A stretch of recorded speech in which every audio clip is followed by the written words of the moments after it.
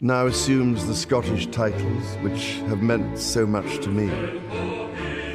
He succeeds me as Duke of Cornwall and takes on the responsibilities for the Duchy of Cornwall, which I have undertaken for more than 5 decades.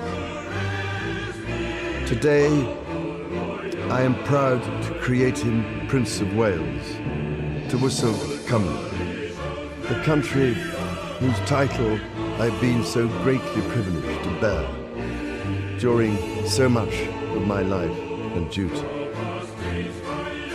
With Catherine beside him, our new Prince and Princess of Wales will, I know, continue to inspire and lead our national conversations, helping to bring the marginal to the centre ground, where vital help can be given.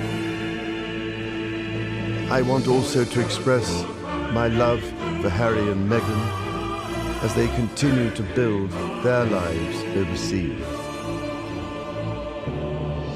In a little over a week's time, we will come together as a nation, as a Commonwealth, and indeed a global community, to lay my beloved mother to rest. In our sorrow, let us remember and draw strength from the light of her example. On behalf of all my family, I can only offer the most sincere and heartfelt thanks for your condolences and support. They mean more to me than I can ever possibly express.